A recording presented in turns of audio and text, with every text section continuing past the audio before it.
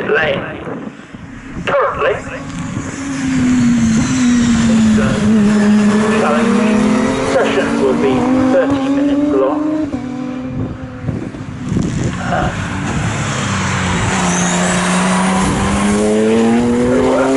Number 18 car doesn't actually take to the track. It's sent back to the paddock, for which I am not taking part. Discussions happening about why that car can't go out on track currently, but some glorious noises happening out there. That's the first two cars cross the line. Paul, I don't know if you hear me. I'm down in the pit lane. I can hear you loud and clear. The GT2 atom, which is a very, very rare beast that's just not gone out on the track, is quite simple. It hasn't been noise tested yet. Ah, right, okay. It's just admin, just administrative. That's all it is. Okay, that explains the conversation that was happening with people looking at the windscreen, which now makes sense.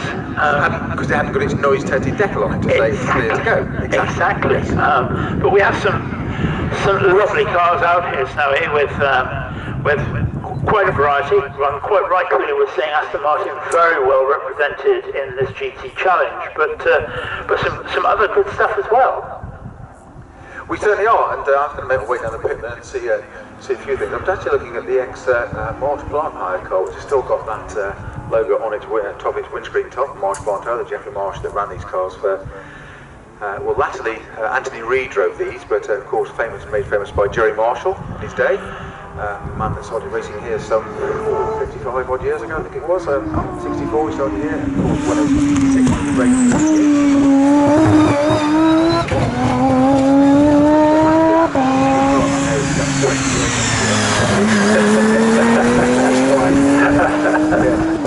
Yeah, that does make you sort of think. But this Aston Martin Vulcan that's out there in full Vulcan camouflage livery, that's a beast and a half, isn't it? It is. Who's driving that currently? Is it Steve Tompkins?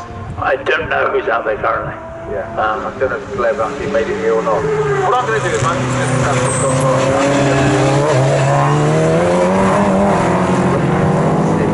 find out who's actually driving it, and if Gleb managed to make it. I know he hasn't arrived a bit earlier.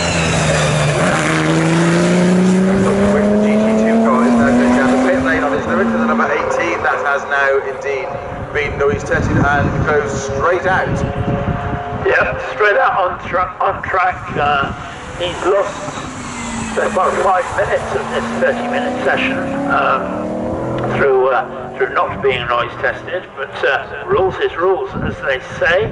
I always have mixed feelings when I see one of the GT2 Astons, because a little bit of background for it, that was the closest I got to nearly doing Le Mans 24-hour in one of those in 2008, and the deal fell through with about a month to go, and I nearly did it.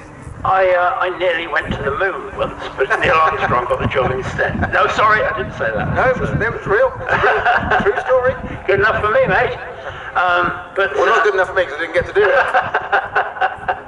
But nonetheless, we've got a smallish but great grid. I mean, we just saw 39 cars out for our previous equipe round. It's a smaller grid, but nonetheless,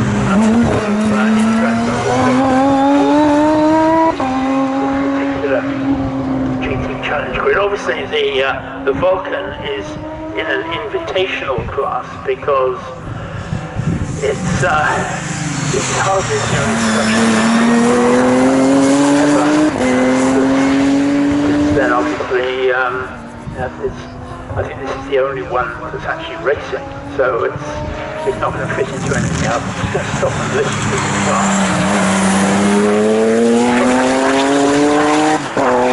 Absolutely glorious. We don't know whether that's Glebs or Steve Tompkins in the car right now, but either way, some excellent times. It's the fastest car out on track with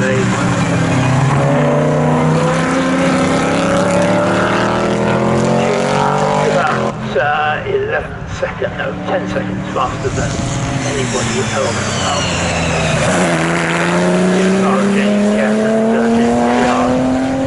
Which is the Janetta, is currently second fastest, and third fastest is the Rob Holliman Porsche 911, the yellow one, which crosses the line now.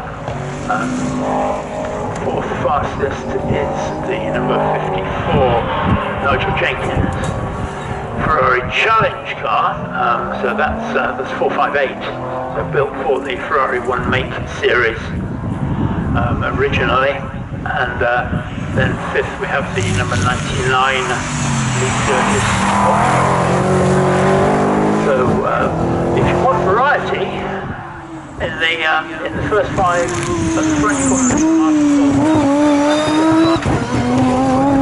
if that ain't variety, ladies and gentlemen, I do not know what is.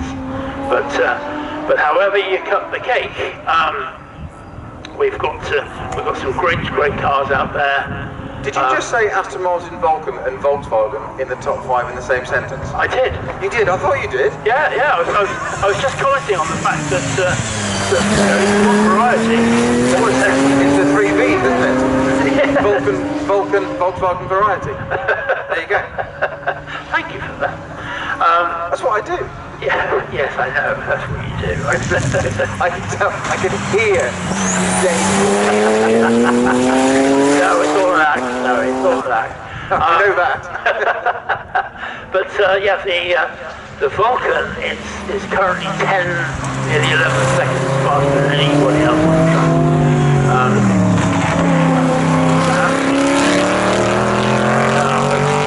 Nonetheless, we've got the ninth and last fastest the number 18 white GT2 car, and that hopefully is going to start putting some times in. He started a bit late simply because he hasn't passed the so he'll be getting up to speed now. So the black and white flag out for Malcolm Sanford in his GT4. So that's going to be shown to him when he comes back into view. Not quite sure why that will be, but nonetheless, this is the black and white.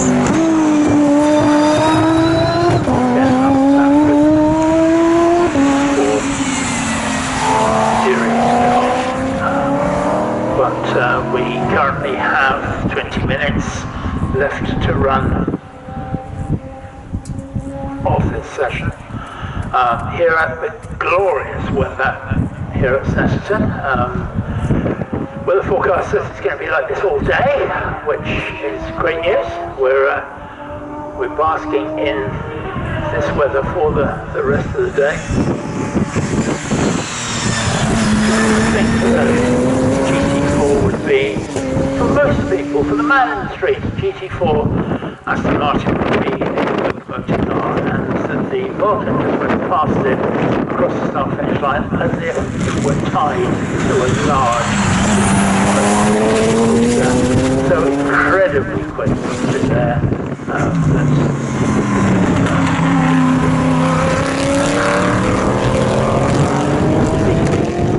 Whether that allowed him to see the black and white flag, or whether he was too busy looking at the Vulcan closing him down. I'm not quite sure. The flag was withdrawn, so we have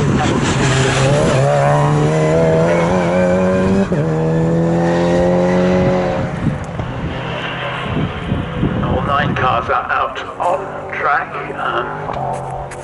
We know the number 10 car has just received the flag, but nonetheless we still have 9 cars out on track. 154.9 is the best that time will be.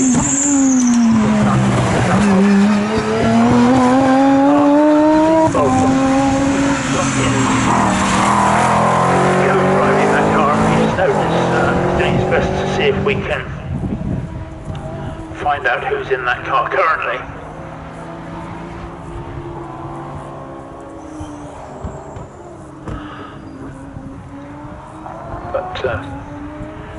cars on their way.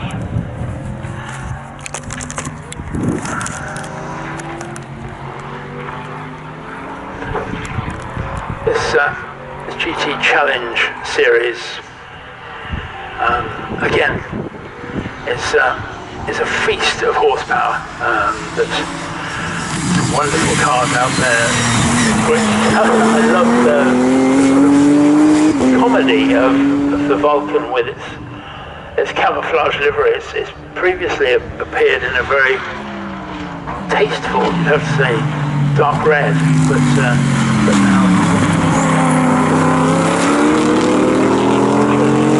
coming afterburn from the back, it could even be the Cold War bomber that it's named after. But we've seen some great racing. This afternoon we'll be seeing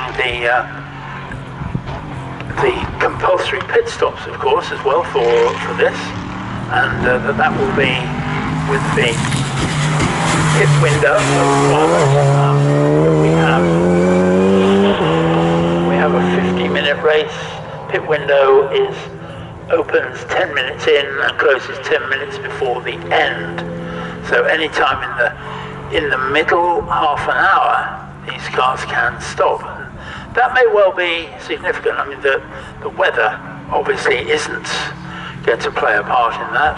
It can do otherwise, but we're going to see everybody having to stop some time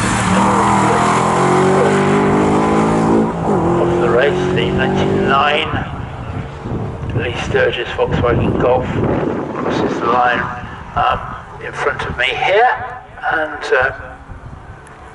that's dropping down the order a bit now. That's 7th fastest. So fastest we still have, surprise, surprise, the Vulcan number 6, and then second fastest is Paul White, who had that bit of a schmozzle, having knocked now making up for lost time, big time, because he's now up there and has cut that 11-second margin that Stepanov and Tompkins have had previously, down to 3.2 seconds. Then we have the Becker and Palmer 1.12 cars.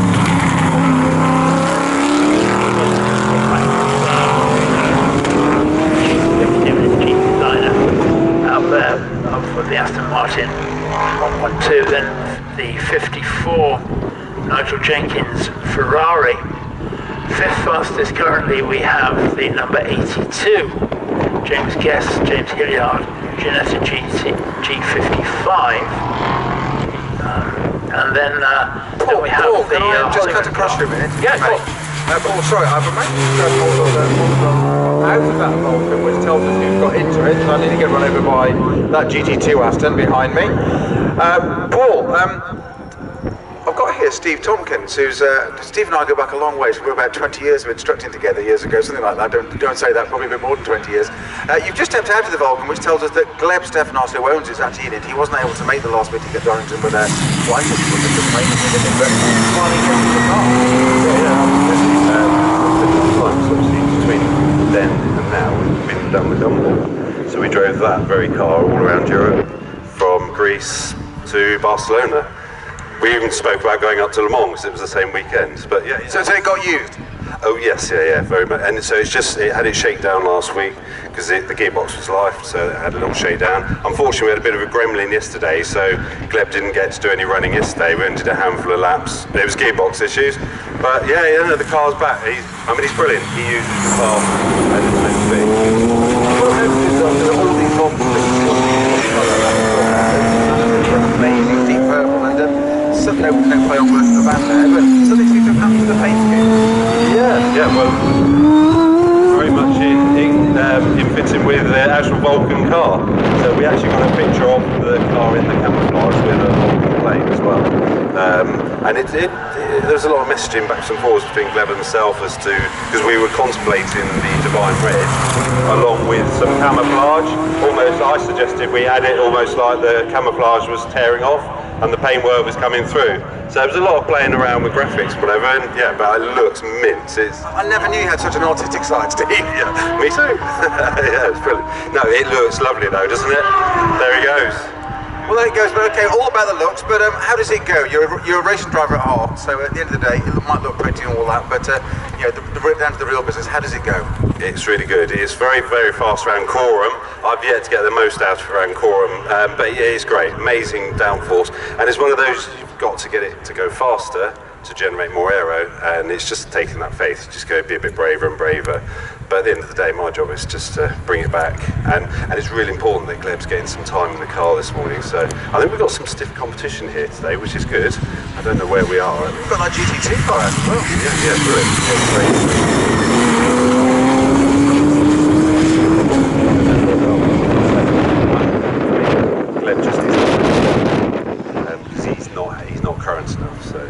Brilliant to see the car, as you say, Gleb in the car. From my point of view, it's obviously from an Aston Club point of view, it's great to see such an amazing Aston Martin.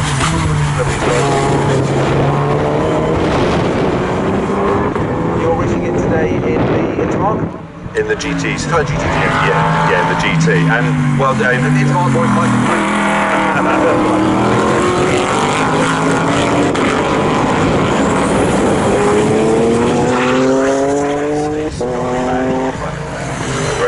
yeah, AMOC. Tell me he's driven here today in his Signet. No, he hasn't. What a good idea that would have been. No, that's a car to put in the parade, isn't it? Yeah, beauty. The V8. Yeah, V8 Signet. Have you driven that? Yes. Lucky me. I drove it at Festival Speed last year up the hill, and then around Carfest as well, the Carfest South. Fantastic car. I want more time. I'm itching to have it borrow it for a weekend. I was going to say, that sounds like a weekend car, doesn't it? Yeah. Yeah. My daughter starts at a new school next week. I was thinking, should I ask Gleb if I could borrow the Vulcan or the Signet? So. Well, I think what you do, take it to school in the Signet, so she's starting year 7 and taking it.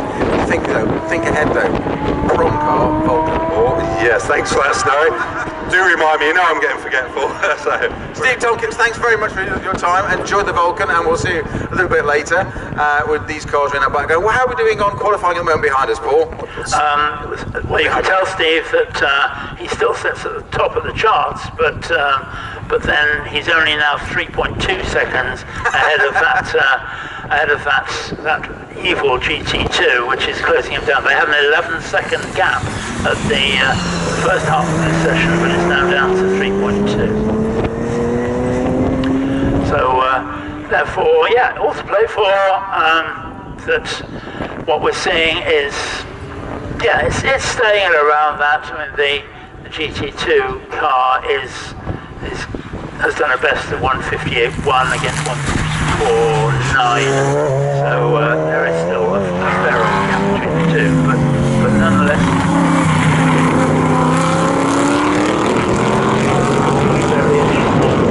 All of this nine-car field is some great stuff.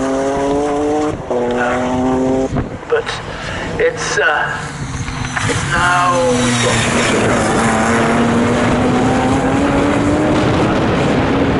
half-hour session in preparation for the 50-minute race 4 for this GT Challenge. And once again, if you want to buy a program, you can do that. They are sale in the shop rebuilding to race control. So if you want one of those, then please make your way and get one. But counting down the top 9 on this grid, and it is still the Vulcan number 6, which is fastest from the number 18 White and Hill Aston Martin Vantage GT2. Then we have the number 54 Nigel Jenkins Ferrari Challenge car, and that looks fabulous. That really does. That looks sort of 200 miles an hour when it's standing still. It's one of those. And then the 112, the Becker and Palmer GT4. That's going incredibly well right up there in a fourth fastest position for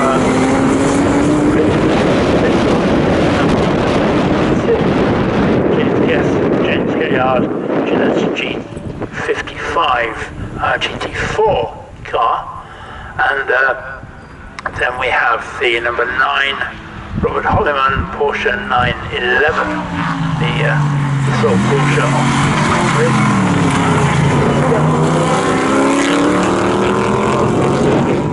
Sturgis, and then 8th fastest we have the number 90 Chris Tilley Phil Nibb G50 GT4 Ginetta.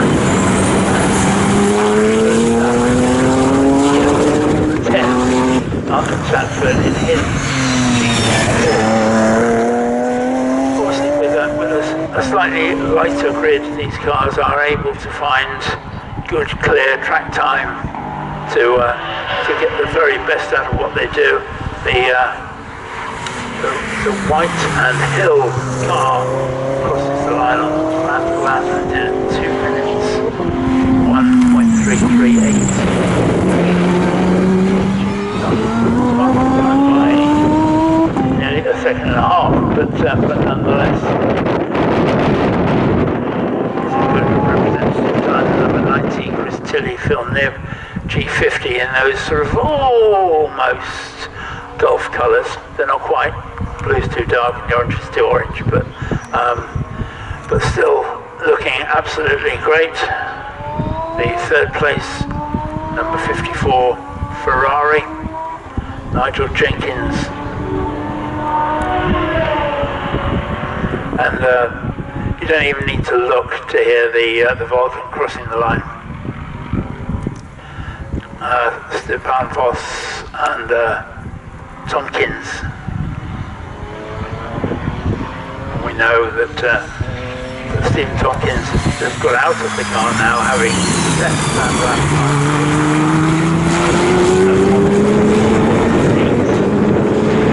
that's good playing standards, and that car will be a very, very hard car. Little over 5 minutes session left to run, so we'll count down on this. I think probably the close bits are, let's have a look, once you get into the field, I think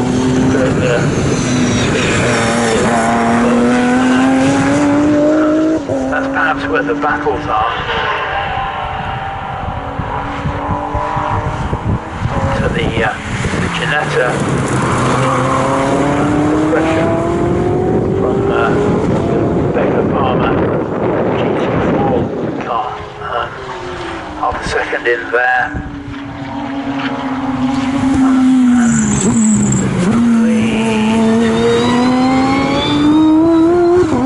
The 82 to 54 battle, the Ferrari. There's not a huge amount in that either, so